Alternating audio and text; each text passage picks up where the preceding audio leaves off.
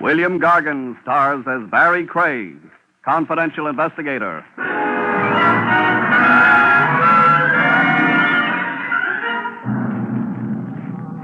There's a big house up the river that always has the welcome mat out, folks. Just drop in. Any old crime.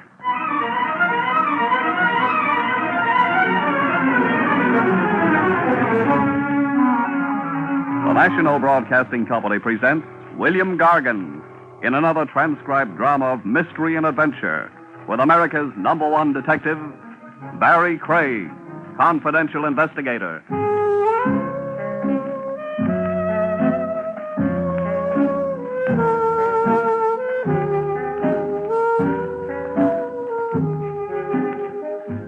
Barrie Craig speaking. The streamlined confidential operator keeps a case file with a nod to police regulations and with an eye to posterity. A book of memoirs someday, you figure. To show your grandchildren you were full of hustle yourself once upon a time. You keep a well-detailed file. Case number so-and-so, the nature of the crime, the principal actor, the outcome. And page 1 stating by who and just how were you pulled into the felony in the first place. Take the file in my hand right now, numbered 113. Who asked me into the case reads Father Neptune. Father Neptune, old man C.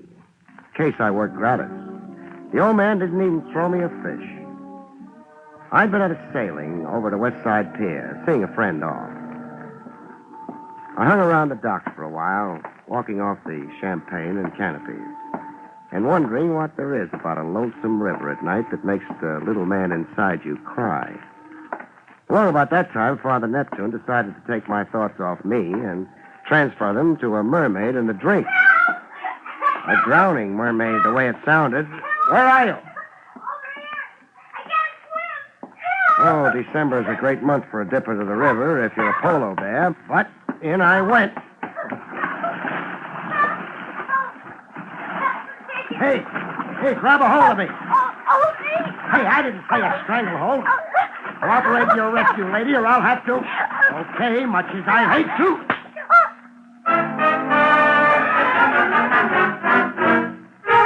On the pier, it took time to bring her to. I worked her arms, pump handle style, and water sprayed from her like a fountain. She finally came around to join the battle of the sexes. You hit me. To break your stranglehold. It's in the book. What book? How to save hysterics from drowning themselves and the rescuer. Oh. You didn't have to hit me so hard.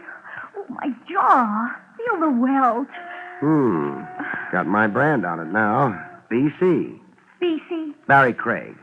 The initial man's ring I'm wearing left initials on your jaw. You're crazy. And cold. Yeah, me too. Pray it's pneumonia.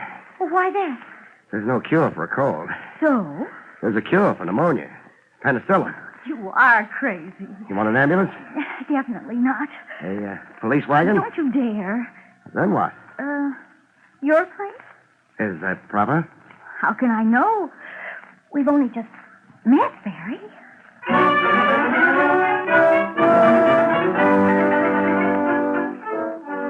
We got into dry things, and properly enough to rate a good conduct medal from the mayor.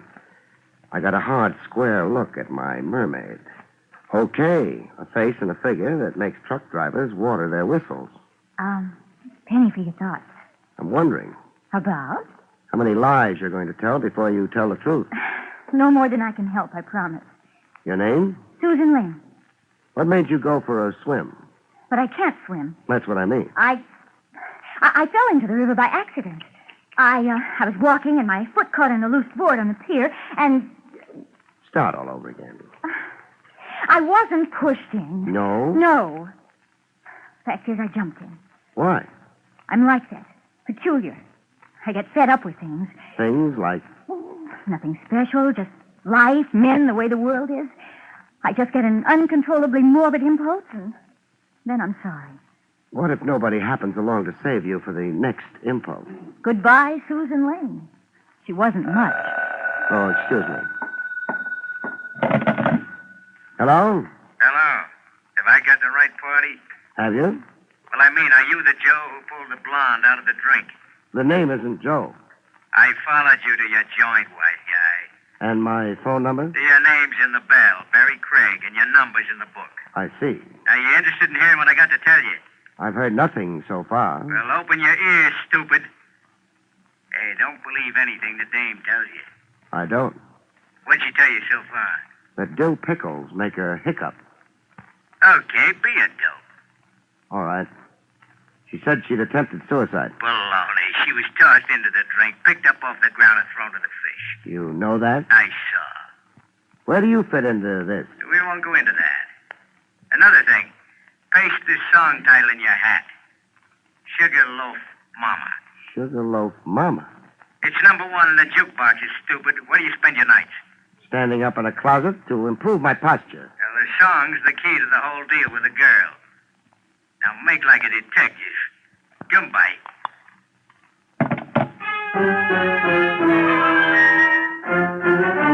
I made like a detective with Susan. All right, I did lie. Somebody attempted my life. Who? Oh, he wore a mask. And why? I don't know. Oh, we're sure making progress. I can't tell you what I don't know. I suppose I might as well skip asking who was with me on the telephone. Skip asking me. The song, Sugarloaf Mama. What about it? It's a huge popular success. I heard. I work for the music publisher who owns it. I'm his stenographer. The publisher owns it, you say? Did the publisher also write the song? Yes, but that's something now in dispute. Between whom? Mr. Sampson, the publisher, my boss, and a songwriter, Mervyn Marlowe. They're fighting a lawsuit over the song rights, over the profits. And you come in where? I'm a witness for Mr. Sampson. Testifying to what? That my boss never personally received a song submitted by Mervyn Marlowe. That it's our firm policy to return unsolicited manuscripts unopened. Who's telling the truth? Your boss Sampson or this Marlowe? You ask a lot of questions. One of them may be trying to murder you. Yes, I know. Don't you care? Do you? What if I do? Then you'll protect me and worry about me. Now, I want to get back into my clothes and go home. Oh, here. Your duds. The radiator steam dried them. Use the kitchen. Thanks. And don't forget this. This? Oh, my ring. Say, it's quite a rock. Don't be fooled. It's only a cheap Mexican diamond. I'd never believe it.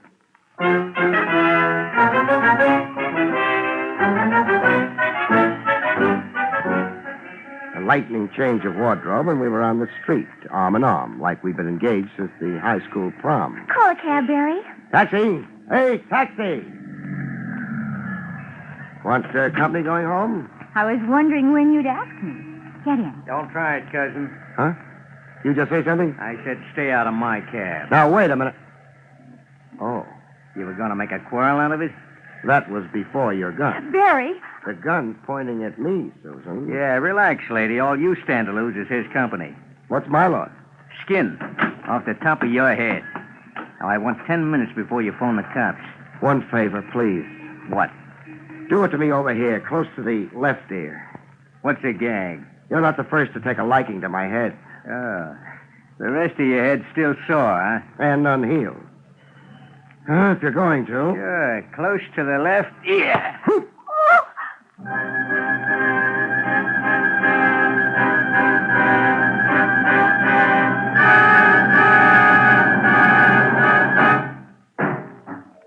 You fall down and you get up. You're still the same guy, except that your legs have aged 10 years and your hat doesn't fit. While looking for a phone booth, I put one and one together. My anonymous caller and the kidnapping cab driver add up to one guy, the same guy.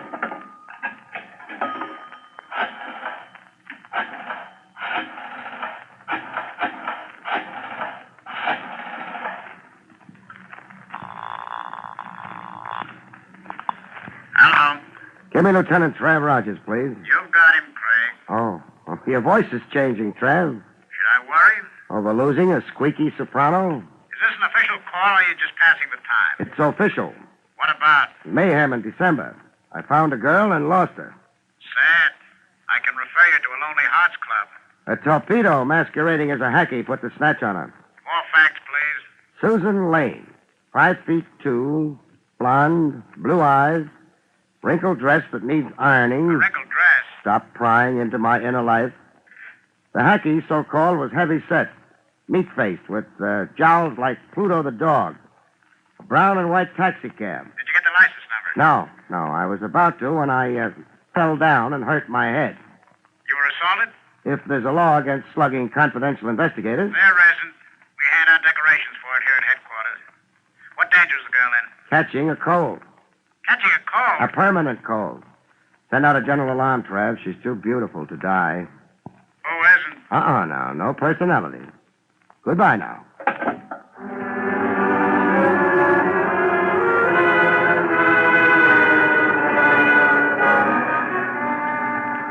Eli Sampson, music publisher, occupied a building that looked like an inferiority complex. Calcimine streaks for paint. Outside windows with the dust of ages on them. And a broken-down staircase that made you feel like a dinosaur walking on eggs. The staircase was going to loom big in my future, as I soon found out. The first warning I had was a shot. Correction, 2 shots, and then a yell from an upper landing. A yell of bloody murder enough to freeze me in my tracks. I stood still automatically in the middle of the staircase, and that was my undoing. What sounded like a stampeding herd was coming smack at me. Him was a wild-eyed maniac who looked like he jumped out of a straitjacket. Out of my way, you. I'd love to oblige, but narrow like the staircase is, it's for bottlenecks. I said out of my way. I'll need time to shift to reverse. Let me do it for you.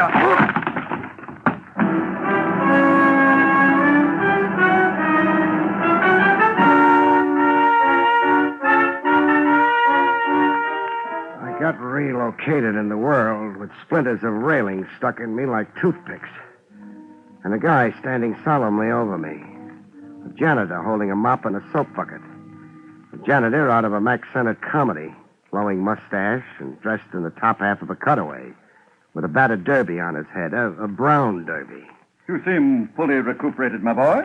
Not recuperated, only recovered. What was that railing tied together with? Pieces of string? Iron glue. I myself performed the repairs. Here, I'll help you up. Oh, don't bother. What are you made up for? You refer to my elegance? To the mop and the bucket. A temporary condition, my boy. The mare is down, the mare is up. Up, being? Stocks and bonds. Oh. I fluctuate as it fluctuates. You're staring at me? Yeah, trying to place you. I've seen that odd kisser of yours before. Along the stock exchange, perhaps? No. Who did all that shouting on the upper landing? It was me, summoning help. Who got shot? One Eli Sampson. The miscreant fugitive who butted you so unceremoniously. You'll get nuts in your tongue, Lamar. Mind if I leave you for Sampson? Not at all. I'm in no mood to be interviewed today. The market is down.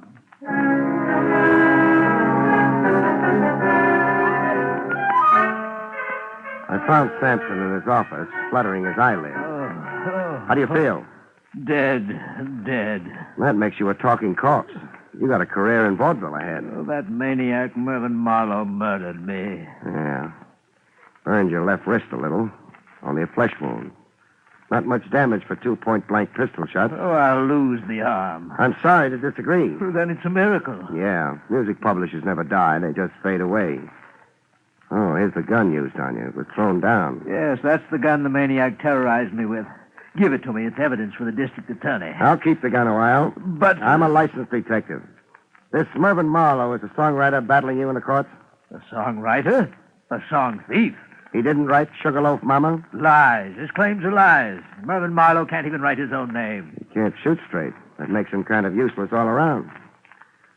Sampson. Yes. A girl, Susan Lane. Susan Lane, my stenographer? Your late stenographer, maybe. She's been kidnapped. Kidnapped? By whom? Tough. Hired by Mervyn Marlowe. What motive would Marlowe have? To shut her up. To stop her from testifying to the truth when we go to court. The truth being? That nobody here read his song manuscript or even opened the envelope. How big is Marlowe's temptation to murder? Come on, Sampson. Don't shy at boasting. Sugarloaf Mama is a gold mine. Sales in sheet music alone run over $100,000. Motive aplenty to keep Blondie from testifying at all costs. He'll kill Susan. You'll find her dead. Where do I find Mervyn Marlowe? In a garret in East Harlem, 3601 First Avenue. A crazy bohemian in a cold-water garret with a piano. 3601 First Avenue. Call yourself an ambulance. Let that wound infect, and you'll be the one-armed wonder of the music publishing business.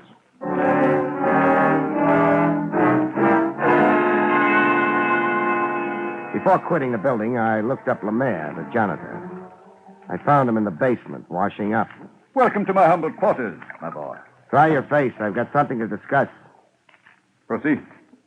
You clean the offices as well as the halls? Yes. The mockery of it. Being able to use your master key as you are, you're no doubt well familiar with the contents of the offices? I am, after a fashion, that is. And, after a fashion, also familiar with the contents of desks? Do I detect an innuendo that I snoop? You detect. Base and reprehensible slander, my boy. As of this moment, consider our discussion terminated. This gun. Have you ever seen it before? You've seen it in Sampson's office, maybe? Okay, so we're going to play close mouth. This your locker? I asked, is this your locker? It is. Open it. Why? I want to total up the stamps, the scotch, clips, and rubber bands. Your day's haul, man. You dare accuse me of the pettiest of thievery? Yeah, I dare. You see, I placed your odd kisser where I'd seen it before, that is. The south of France, was it? The Rogues Gallery, it was. Weldon Lemaire, alias the Baron. And what snatching ladies' handbags, if not petty thievery? Not so loud. I lose face with the building management. Tell me what I want to know. Yes. I have seen this precise pistol before. Where? In Mr. Sampson's desk drawer. The bottom left drawer, if my memory serves. You've cost me a pretty piece of change. The blackmail you could have wrung out of Sampson. So it's Sampson's own gun, huh? The old reprobate shot himself? The old reprobate sure did.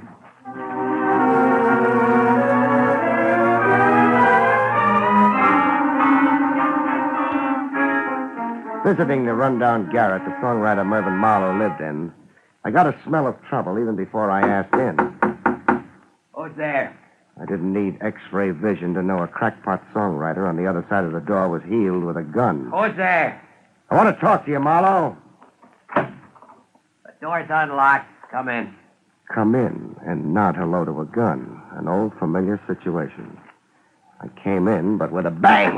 Oh!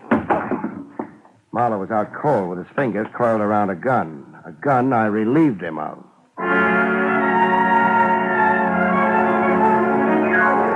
He came to, cursing himself. Stand away from the door the next time you invite a fly into the web, sucker. Oh, you dirty You won't make out. When you find it monotonous, tell me. Sampson used his own gun on himself. You'll know that? I don't go for a gag as obvious as Sampson's frame. Now get up, behave, and fill in the facts. Sampson asked me to call on him for a talk. We had an argument. Sampson said if I didn't drop my lawsuit, he'd scandalize me as a mad dog murderer. I socked him one on the jaw, and Sampson grabbed a gun out of a desk drawer. And? He said he'd frame me if I didn't sign papers swearing my claims to Sugarloaf Mama were a fraud. He said he'd swear the gun was mine and that I'd come in to kill him, that he'd overpowered me and seized the gun after I'd fired at him. When I ran out, Sampson fired 2 shots, not at me. At himself. He gave himself a flesh wound. That's Sampson all over. Anything for a buck. $100,000. Money belonging to me. He stole my song. You'll have your day in court. Yeah, with Sampson's lying stenographer perjuring himself for the boss. Now that we're down to her, where is she? Where is she? What are you talking? Susan Lane was kidnapped. Now what frame up? You and Sampson are the interested parties. If she was for Sampson, she was against you. So? So only you'd have a motive in shutting off her testimony, it would appear. If you arrange the snatch, Marlowe, you're a sucker. Get out from under while you can. Ring off. I had nothing to do with it. How about an attempt on her life on the docks? Nope. You're incapable of it? I'm capable of it, but I didn't do it. You own a hat? Sure, why? Get it. I'm taking you to headquarters. What for? You'll only land on the floor again. To protect you against yourself. That wild gleam in your eye belongs under temporary lock and key. I spent years writing a song, picking my brains, days and nights, starving in this filthy, infested hole, so that swindler Sampson That's just what I mean. The fire night you're cooking at, you've got to explode. If you're really innocent of anything so far, I want to keep you that way. Walk in front of me.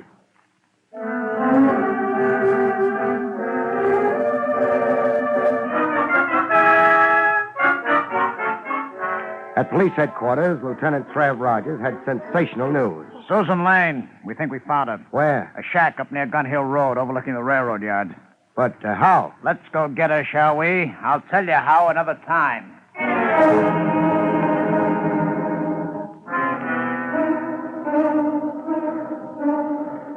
It was Susan Lane on the attic floor of a seedy-looking frame dwelling, trussed hand and foot and dead to the world. She's asleep. Here's how we were tipped to her whereabouts. The telephone? The receiver's off the hook. The girl squirmed enough to roll against it and knock the receiver off. The operator became suspicious and called police? Right. Help me untie her, Trev. I've got a pocket knife. Hey, Susan, wake up. Susan, it's me, Barrie. She seems dopey. An overdose of sedatives, I'd say. See how the pupils of her eyes dilate? Somebody figured that sleep, she couldn't make a disturbance. Where am I? In the arms of the law, baby. I've never seen you this romantic, Craig. I've always had a soft spot for struggling stenographers. Let's all ride downtown now, huh?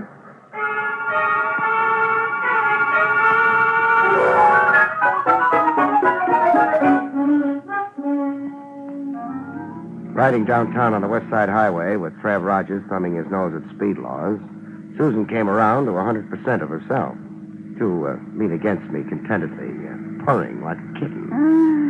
I feel so good. You're making Trav's bachelorhood an awful load to bear. Hand-holding will only get your palms sweating, Don Juan. Suppose we talk about the case, Craig. You talk. Sampson and Marlowe. One of them hired the kidnapper. What could Sampson's motive be? The same motive he had in shooting himself. Frame and discredit Marlowe in advance of their trial over that song. Possibility. But you don't buy it? Not right away. Oh, take that exit and pull up to Pier 41. What for? It's the pier where the case began. Began for me. Some clue you missed there? Reconstruct the crime. Isn't that standard approved routine? All right, Brain. Pier 41. Susan. Yes? Follow me. I'll need your help. All right. It began about here. I heard a cry for help. Is this about where you were when a masked somebody threw you into the river? Yes, I think so. Good. Now, let's reenact it. Stand facing the river. Yes. I'm the masked mister. I steal up behind you, grab a hold. Don't be ticklish. I hoist you into the air, so... Oh, no. Craig, do you have to be that realistic? Oh, I have to be. How else can I heave a cute little bundle like Susan into the drink? Craig, you maniac, she can't swim. Oh, can't she? But you saved her life in the first place. Yeah, that's what she wanted me to think. That was the hook, and I swallowed it. She can't swim, huh? Look at that Australian crawl. She swims like a fish. Yeah, good old will to self-preservation. I was counting on that to convict her.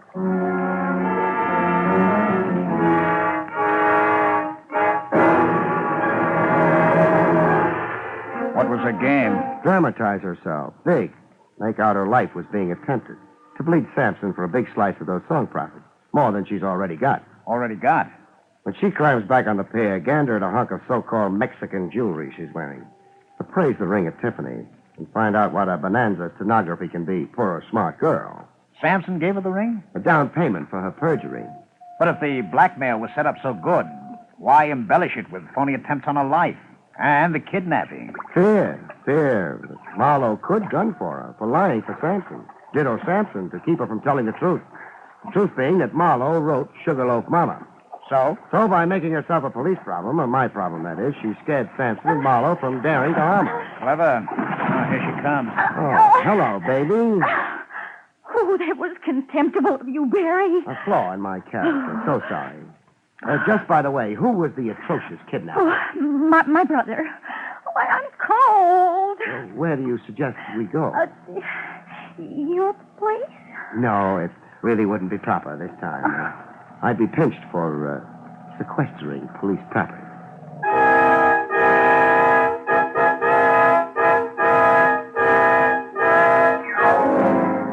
Case solved. Only Trav Rogers didn't let me just walk away from it. At his insistence, I had it dragged down to headquarters to hunt and peck away at a typewriter. How's your detailed police report coming along, Barrie? I'll be a month at it the way I type. Sad. Why are we so suddenly so clerical? Regulations. Section 6, paragraph 4, governing confidential operatives, states... Spare me. But why in such a confounded hurry? Why right away tonight? I've got flight tickets for St. Nick's. Susan Lane's under arrest. Thanks to you. I can't just book her, not without a precise stipulation of charges. Then get me a competent typist. Sorry, they've all gone home. Patience, Barrie. Just put one word after another. On a list for a case I worked without a fee yet. Oh, by the way. What? Speaking of fees, the fact is Miss Lane was sporting enough to worry about that. Are you kidding? No, I'm not. She said you were working for her, even though it did boomerang for her. She hates to see you go empty-handed, she says. Sweet of her. Isn't it? Lacking funds, she gave you her dearest possession, her finest jewel, this ring. Hey. Why, Trev, the rock's worth 5 G's if it's a penny. I'm sure. And now, if you'll hand it back. Hand it back? What for? Regulations governing extorted property. The girl, unfortunately, came by the ring dishonorably. You kill yourself. Good night, folks. See you next week.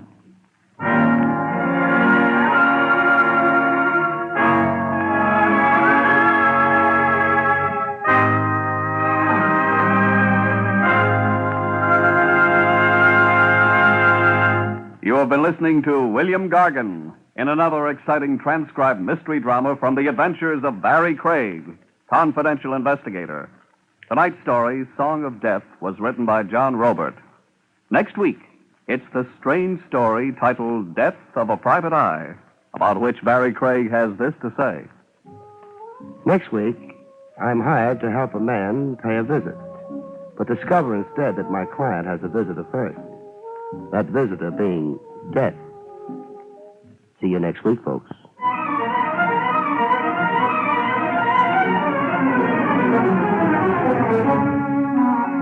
Featured in the role of Susan was Amzie Strickland.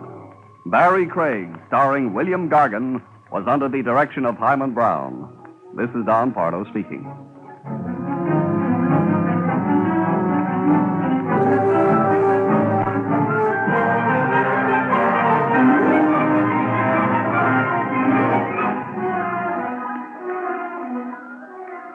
Now enjoy Meredith Wilson's Music Room on NBC.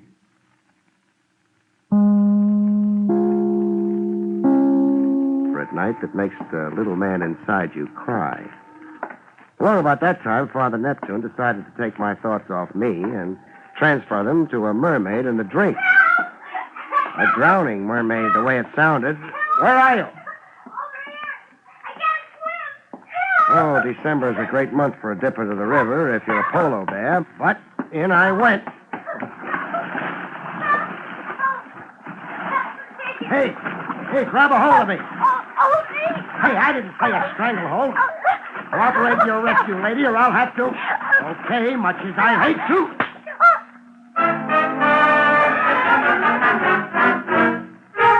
On the pier, it took time to bring her to. I worked her arms, pump handle style, and water sprayed from her like a fountain. She finally came around to join the battle of the sexes. You hit me. To break your stranglehold. It's in the book. What book? How to save hysterics from drowning themselves and the rescuer. Oh. You didn't have to hit me so hard. Oh, my jaw. Feel the welt. Got my brand on it now. BC. BC? Barrie Craig. The initial man's ring I'm wearing left initials on your jaw. You're crazy. And cold. Yeah, me too. Pray it's pneumonia. Well, why that? There's no cure for a cold. So? There's a cure for pneumonia. Penicillin. You are crazy. You want an ambulance? Definitely not. A police wagon? Don't you dare. Then what? Your place? Is that proper? How can I know? We've only just met, Barrie.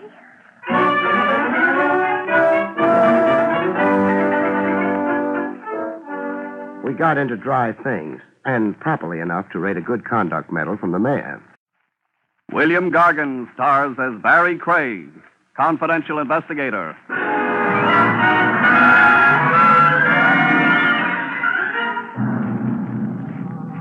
There's a big house up the river that always has the welcome mat out, folks. Just drop in. Any old crime.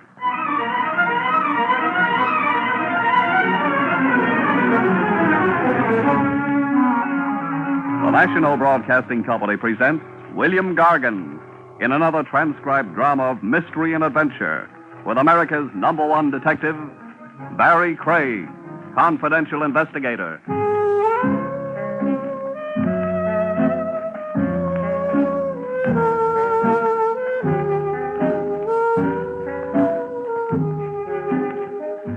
Barrie Craig speaking. The streamlined confidential operator keeps a case file with a nod to police regulations and with an eye to posterity. A book of memoirs someday, you figure, to show your grandchildren you were full of hustle yourself once upon a time. You keep a well-detailed file. Case number so-and-so, the nature of the crime, the principal actors, the outcome. And page 1 stating by who and just how were you pulled into the felony in the first place. Take the file in my hand right now, numbered 113.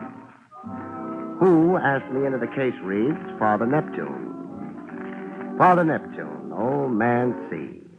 Case I worked gratis. The old man didn't even throw me a fish. I'd been at a sailing over to West Side Pier, seeing a friend off.